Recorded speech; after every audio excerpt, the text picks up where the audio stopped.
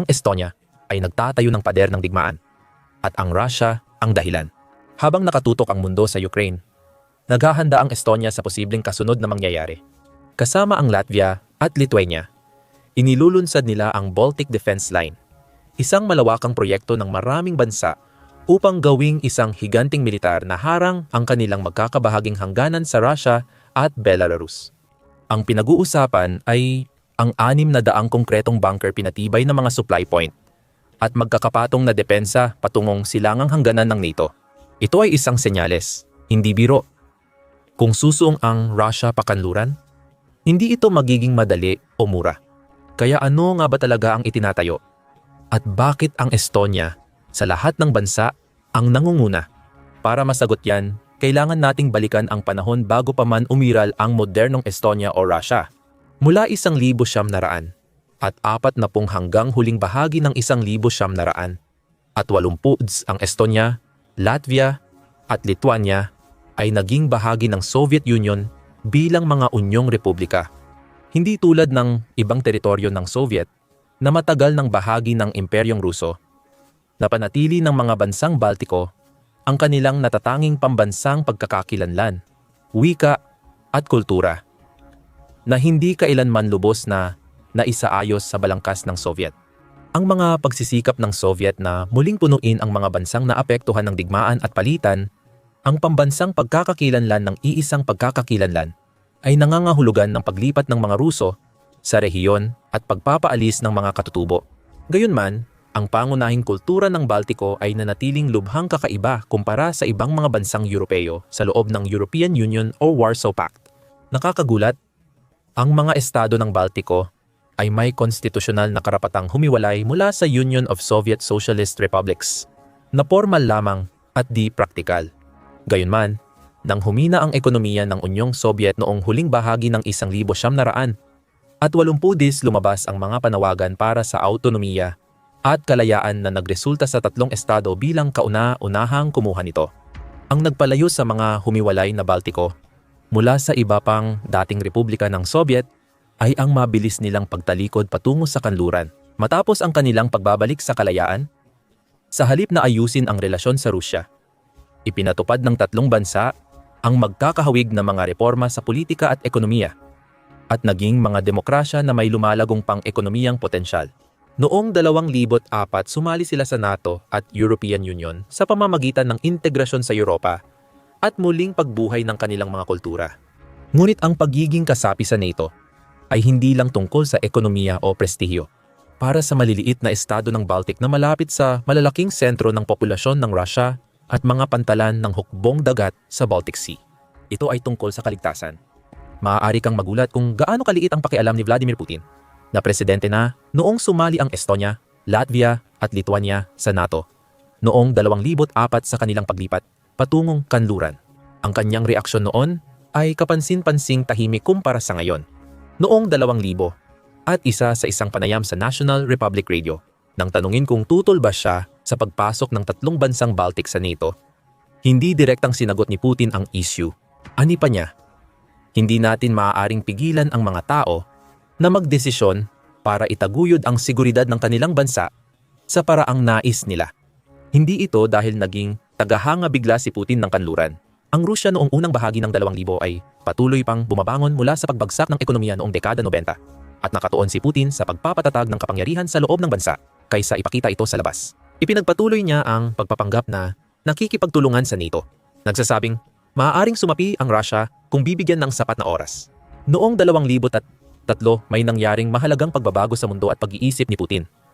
Ang Rose Revolution sa Georgia, na parte ng susunod na yugto ng demokratikong pagpapalawak sa post-Soviet na mundo, ay nagpalala sa tensyon sa pagitan ng United States at Rusya. Sinisi ni Putin ang United States sa pagtulong sa tagumpay ng demokrasya at sa pagpapaluklok kay Pangulong Mikhail Saakashvili na itinuturing niyang pro-Amerikanong puppet. Inilatag nito ang isang pattern na nagsimula sa mga aksyon ng NATO sa Yugoslavia noong 1900, 1999 at mauulit sa buong ika-21 siglo. Hindi ang kakayahang militar ng NATO ang pangunahing banta kay Putin dahil ito ay isang depensibong alyansa. Hindi pa inatake ng NATO ang Soviet Union o Russia at malamang hindi mangyayari. Alam ito ni Putin. Ang tunay na banta ay nagmula sa pagtangkilik ng NATO sa mga demokrasya at pagpapahina sa mga mapaniil na rehimen. Kahit sa pananaw ng NATO, madalas gamitin ang posisyon nito bilang pinakamalaki at may pinakamataas na pondong puwersang militar. Totoo ito lalo na para sa isang post-Soviet na bansa tulad ng Ukraina. Bilang pangalawa sa pinakamalaki at may mahalagang militar na papel sa mga bansa mula sa Unyon, may pinakamalapit itong demografiko at kultura sa Rusya. Hindi maaring payagan ni Putin ang isang matagumpay at demokratikong Ukraina tawahangganan ng Rusya na hiwalay dito. Naging problema ni Putin ang Estonia at iba pang bansang Baltiko na lumampas sa military strategy. Ang mga bansang Baltiko ay patunay na ang mga dating mamamayan ng Soviet ay maaring umunlad ng wala sa ilalim ng Rusya. Isang pananaw na umalingaw-ngaw sa Ukraina. Sa unang dekada ng pagiging kasapi ng NATO ng Baltics, naging theoretical lang ang mga alalahanin sa depensa. Oo, may mga paminsan-minsang tensyon at mga ehersisyong militar. Pero tila malayo sa realidad ang posibilidad ng totoong labanan. Tapos, nagbago ang lahat noong 2014. Inianeksa ng Rusya ang Crimea noong Pebrero 2014 matapos ang mga protesta para sa mas mahigpit na ugnayan sa kanluran at pagpapatalsik sa pro-Rusyang presidente ng Ukraine. Nag-alala ang NATO sa posibleng pag-atake ng Rusya sa Baltics, dulot ng implikasyong nakakatakot at agarang naramdaman ng mga bansang Baltic. Pinag-aralan at sinunod ng mga leader ng Baltic ang mga aral mula sa krisis sa Crimea.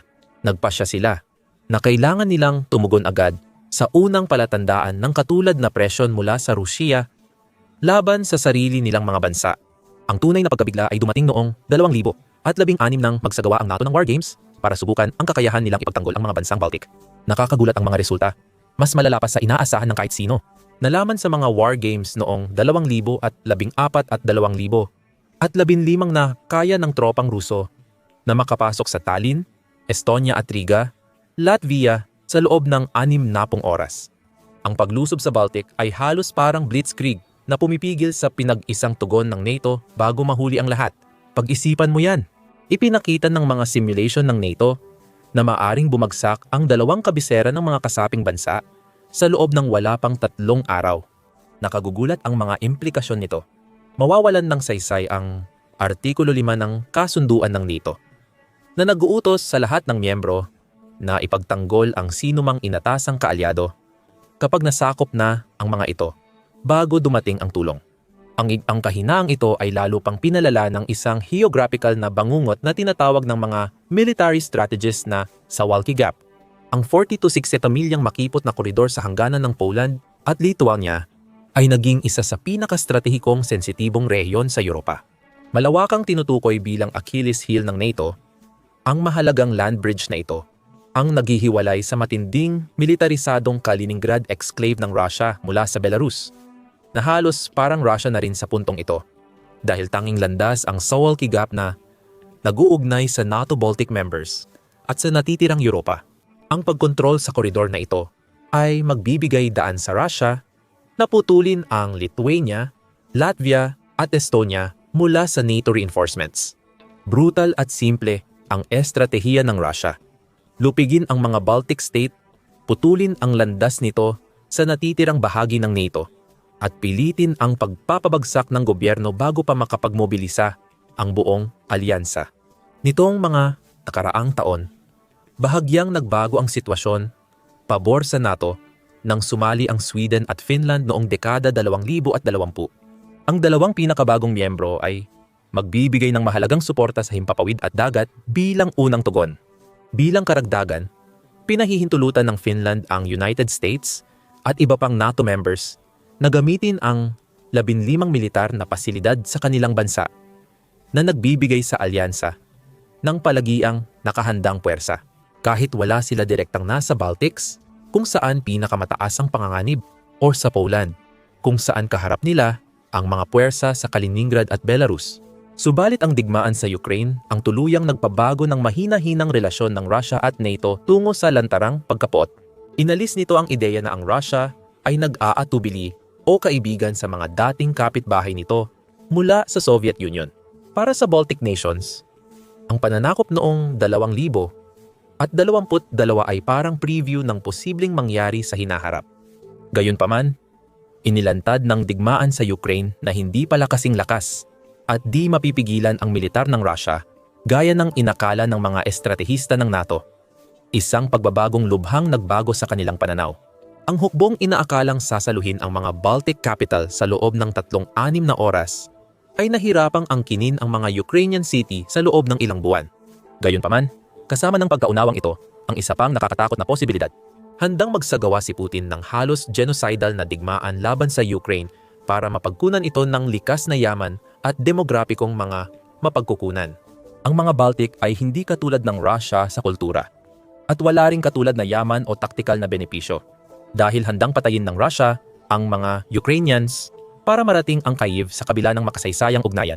Marahil mas handa pa silang gawin ito sa Baltics. Para sa mga Baltic states, hindi maaring umatras o sumuko ng teritoryo.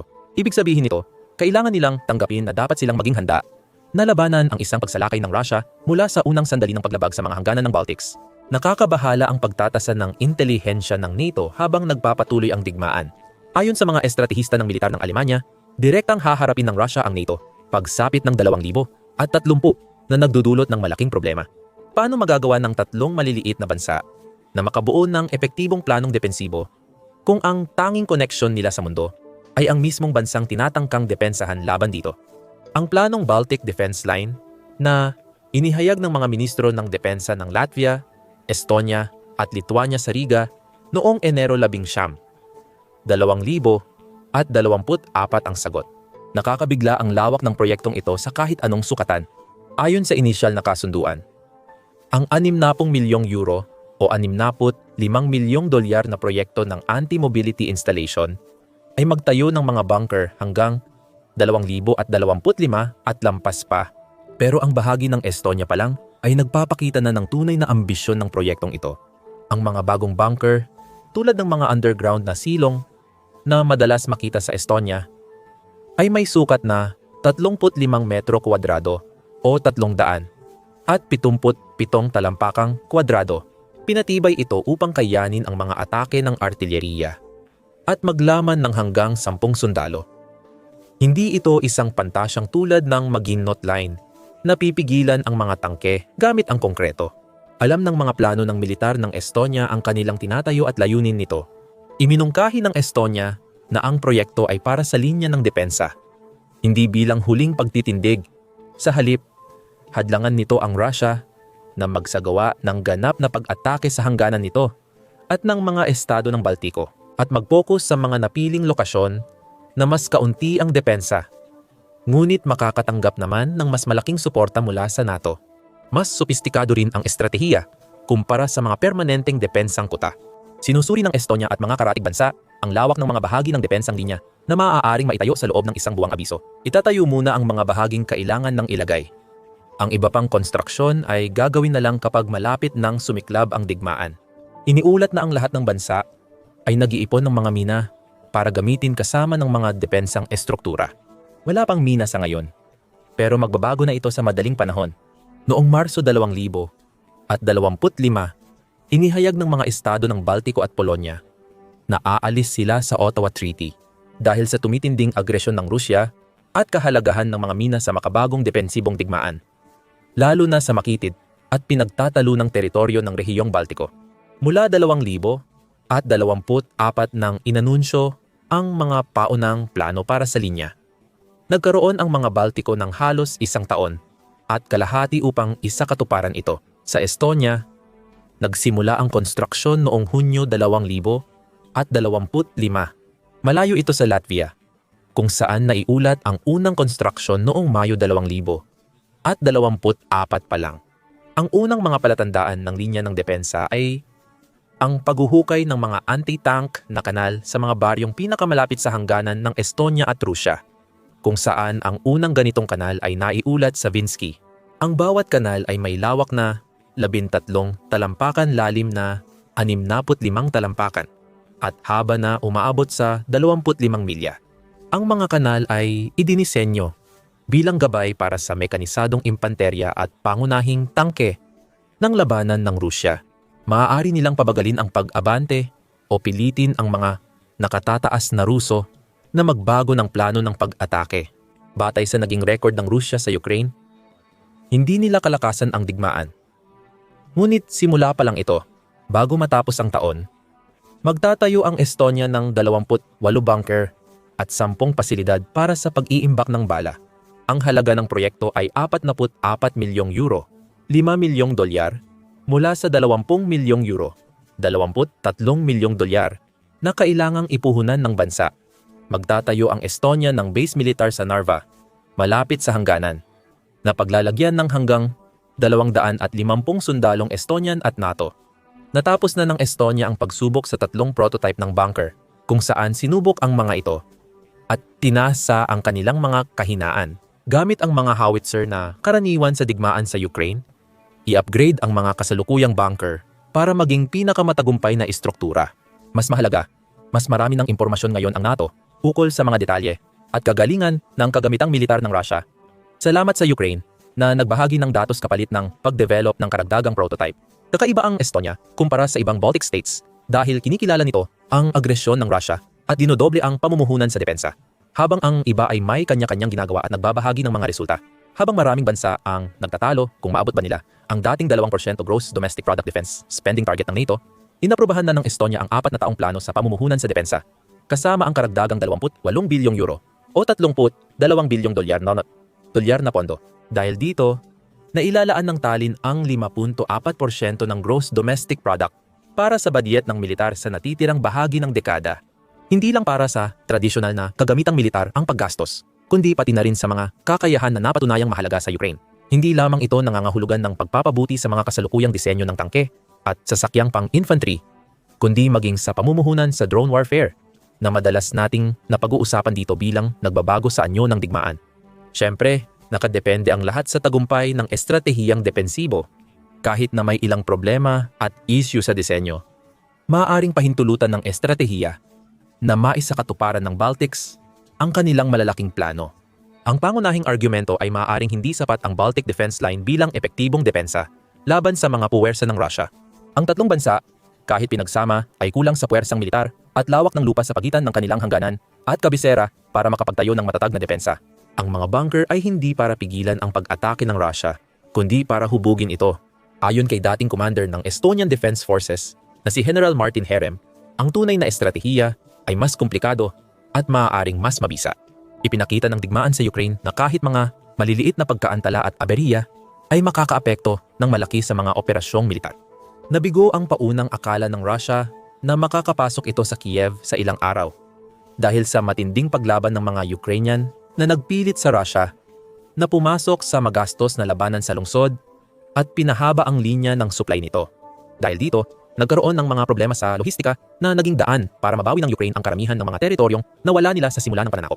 Ang Baltic Defense Line ay dinisenyo upang lumikha ng magkakatulad na komplikasyon ngunit mas sistematiko.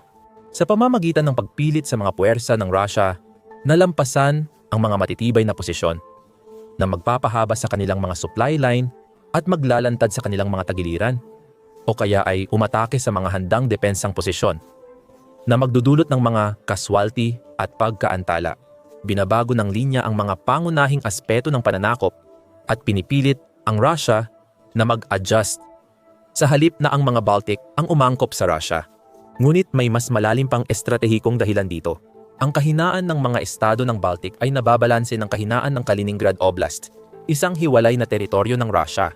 Kahit na malaki ang puwersang militar ng Russia sa rehiyon kung saan nandoon ang bahagi ng kanilang Baltic Fleet, madali pa ring makakakilos ang NATO ng kontraopensiba mula sa Germany at Poland na nangakong magdadagdag ng pondo sa depensa at magtataas ng bilang ng sundalo dahil sa pagkakahiwalay ng rehiyon sa mainland.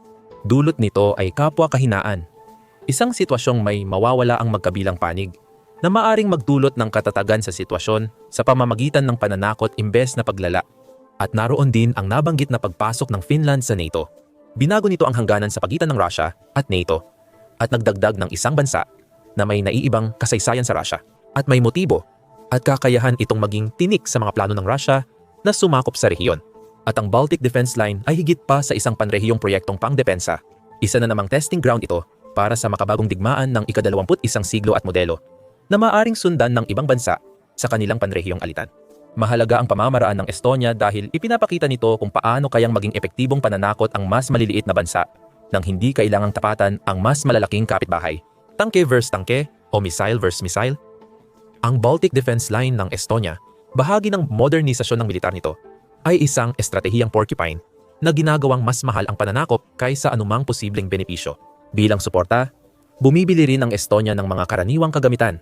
Kabilang dito ang HIMARS batteries na napatunayang epektibo sa paglikha ng mga pagkakataon upang malagay sa panganib ang mga opensibang posisyon ng Russia at ang Infrared Imaging System Tail Thrust Vector Controlled Medium Range Air Defense Systems na magpapawalang bisa sa kakayahan ng Russia na magpalipad ng kanilang mga sasakyang panghimpapawid malapit sa hangganan. Mas critical ito sa Baltic kaysa sa Ukraine dahil ang St. Petersburg, pangalawang pinakamalaking lungsod ng Russia, ay 170 milya mula sa Finland at 84 na milya mula sa Narva. Mapipilitan ang Russia na umatake at magdepensa laban sa NATO na maaring mas mabilis na makapagod sa kanilang mga rekurso at moral kumpara sa Ukraine. At ang Baltic Defense Line ay hindi lang isang proyektong militar.